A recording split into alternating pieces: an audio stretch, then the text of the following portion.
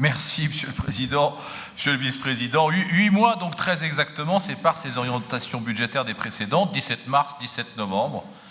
Et donc, je rappellerai quelques-unes des observations particulièrement pertinentes qui ont été formulées il y a 8 mois seulement, donc, par un excellent et fin connaisseur de la matière budgétaire des collectivités, moi. Pardonnez-moi, Monsieur le Président, mais vous le savez vous-même, on n'est jamais si bien servi que par soi-même.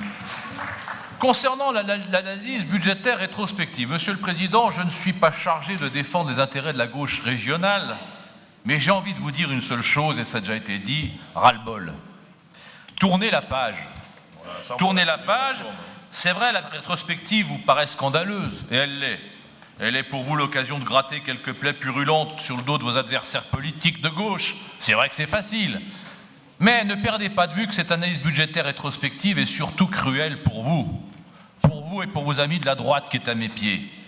Car, Monsieur le Président, et je le rappelle sans cesse, durant les 2 mandatures écoulées, sous la présidence du président Kéran, vos amis ont voté 92% de ces dépenses de fonctionnement qu'aujourd'hui vous dénoncez tous azimuts. 92% des dépenses de 11 budgets successifs d'un exécutif de gauche, 92% ont été votés par vos amis, y compris notamment, primum inter pares, par vous, Monsieur Kovacs. Alors, sauf à être schizophrène, à tout le moins, vous êtes des gyrovagues, les Républicains.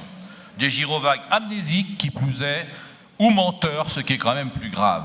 Deuxièmement, vous énoncez des contre-vérités. Lorsque vous dites « l'audit d'Ernst & Young a permis de détailler de nombreuses failles de gestion ». Non, Monsieur le Président, ce ne sont pas des failles de gestion, ce sont des choix de gestion volontaires et délibérés de la gauche régionale, tout simplement. Lorsque vous écrivez que les travaux d'audit prouvent une dérive incontrôlée des finances régionales, c'est totalement faux. Quand vous dites cela, vous dites en somme que M. Debat a été d'une nullité exquise. Et je pense l'exact contraire. M. Debat et comme M. Kéran, tous deux ont appliqué fidèlement et en respect de leurs engagements électoraux une feuille de route socialiste avec des budgets socialistes, le tout sous contrôle socialiste, mais avec l'appui, encore une fois, dans 92% des votes de vos amis dits de droite.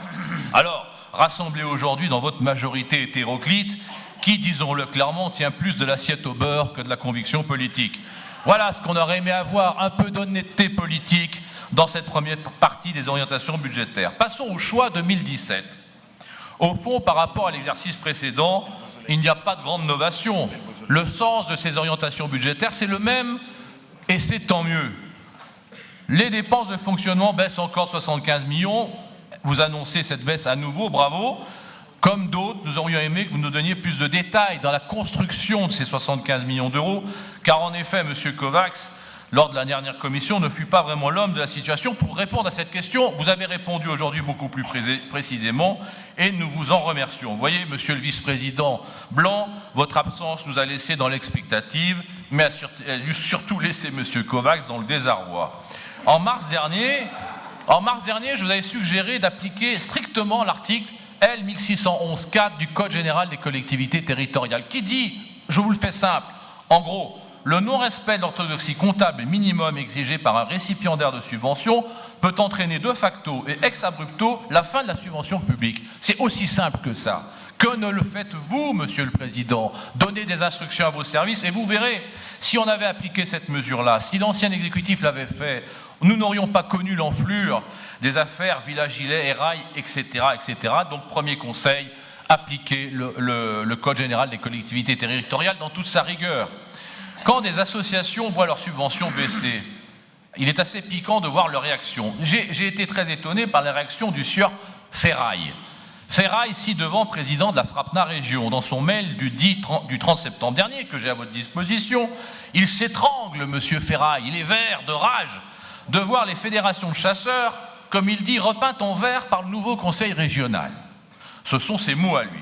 Et qui voit-il comme élément d'explication? Il dit, je le cite, « La Fédération des chasseurs, cette noble institution créée par le régime de Vichy. » Suivez son regard. Monsieur le Président, vous voilà vous-même ripolliné en brun par le bien-pensant Ferraille. Vous voilà désormais suspect de dérive fasciste. Eh bien, deuxième conseil, Monsieur le Président, avec la FRAPNA, ne faites pas 50% d'économie, faites 100%, ça ira plus vite. Merci, Monsieur Perrault. Pour ce commentaire de spécialiste autoproclamé, ce que vous avez raison est toujours une bonne idée, vous me permettrez quand même juste de rappeler que Monsieur Kovacs a